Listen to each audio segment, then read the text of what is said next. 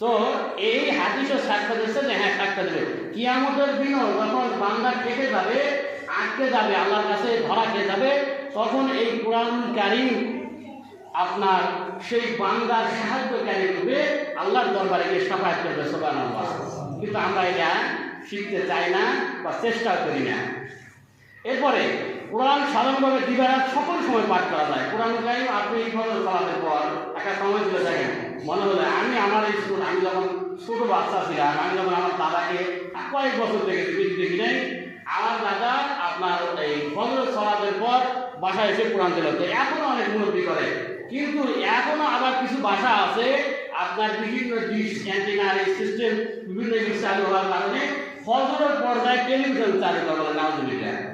মুসলমানের যে একটা সঠিক পদ্ধতি ছিল, যে একটা সামাজিক ব্যবস্থা ছিল, যে কোরআনুল কারীম আপনি তেলাওয়াত করবেন, ওই বাসাতে বরকত নাযিল হবে, ওই ব্যক্তির উপর রহমত নাযিল হবে, পরিবার থেকে কোনো বালা মুসিবত থাকবে না। বলুন সুবহানাল্লাহ।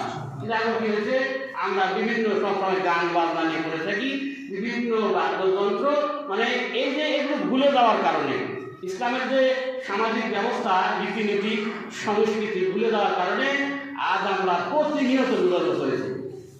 এরপর আছে রোজা বা সিয়াম। রোজা কোরআন বান্দার জন্য সাফায়াত করবে।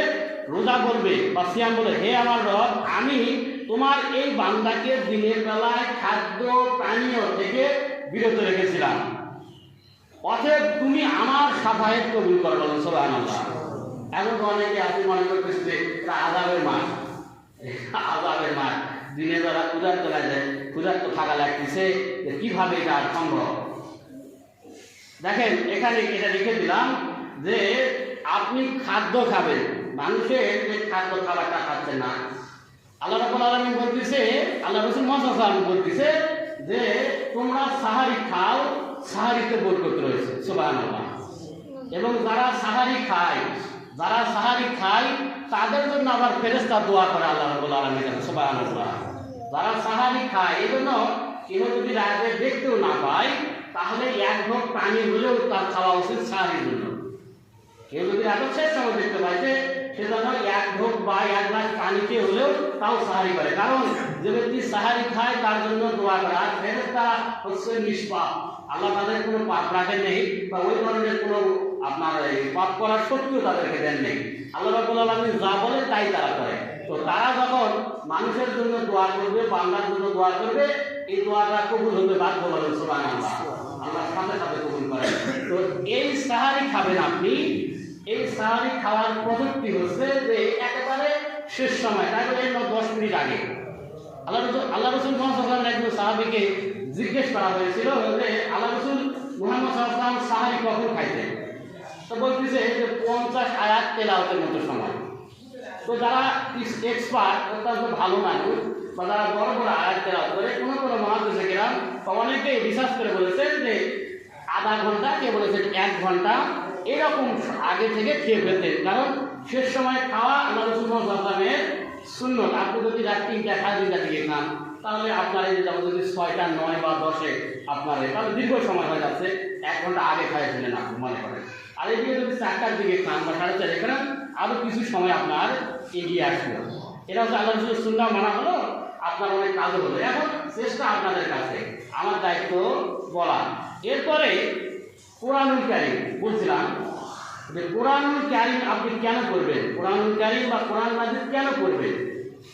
কোরআন মাজিদে এক একটা শব্দ সমস্ত আসমান জমিন সমপরিমাণ। বলেন সুবহানাল্লাহ। এক একটা শব্দ এত গুণে গুণান্বিত, মানুষের জীবনের জন্য। আপনার স্ত্রীকে তালাক দেবেন, এটা নিয়ে কিন্তু মুসলমান ব্যস্ত। আপনি আপনার জীবন পরিচালনা করবেন, সামাজিক জীবন, আপনার বিভিন্ন বিচার, শালিক, সব কিছু এখান থেকে বিচার করবে। তা কারা করবে? যারা আলিম ওলামা, যারা ফকিহ। কিন্তু আপনার জানার দরকার কেন? আপনার জানতে হবে হালাল হারাম। এখানে যে এতটুকু আপনার জানতে হবে, এবং আকীদা বিষয় আপনার জানতে হবে যে আল্লাহ আপনি ইবাদত করতেছেন, এই ইবাদতের মাধ্যমে শিরক হচ্ছে কিনা। এই বিষয়গুলো আপনার জানার জন্য কিছু হলো আপনি যতটুকু পড়তে পারবেন, আপনি বাংলাভাষী, বাংলা অনুবাদ আপনার জানতে হবে। আপনি যদি শুধু আরবি পড়েন সওয়াব পাবেন, কিন্তু কোরআনুল কারীমের নীতিগুলো আপনি জানতে পারবেন না। কোরআনুল কারিমের যে নীতিগুলো আসলে সেগুলো আপনি জানতে পারবেন না। আর এগুলো যদি না জানেন আপনি মনে করেন আপনি রোজা আছেন, এখানে করলেন। আমাদের মধ্যে অনেক চাকরিজীবী আছে যারা এই রোজা রেখে মিথ্যা কথা বলতে চায় না, কারোর সাথে ঝগড়া করে না, মানে আল্লাহ তাআলা যে কাজগুলো আছে যেগুলো নিষেধ করা হয়েছে সে জানে সেগুলো। কিন্তু এই ব্যক্তি আপনার বিভিন্ন সরকারি অফিসে গিয়ে এখানে আল্লাহর কাছে কি চাইলো কিছু বুঝলো না, কিন্তু অফিসে যাওয়ার সাথে সুদ ঘুষ সবগুলোর সাথে জড়িত হলো, বলে নাউজুবিল্লাহ। এটা তার না জানার কারণে। কোরআন নাজিল করে তেলাওয়াত করে গেলেন, আবার সাহায্য চেয়ে গেলেন, সব কিছু বলে গেলেন চলাতে, কিন্তু এই ব্যক্তি আবার দিনের বেলায় যায় আপনার চাকরিতে বিভিন্ন জায়গাতে ওই টাকা না হলে কাজ করতে চায়। কারণ কি, উনি এই কোরআন নাজিলে কি বলেছেন কি জেনে কিছু বলে নেই, উনি কিছু বলে নেয় না বোঝার কারণে আবার যায় ওই পাপে তিনি লিপ্ত হয়ে গেলেন। আর আমরা মুসলমান, আমাদের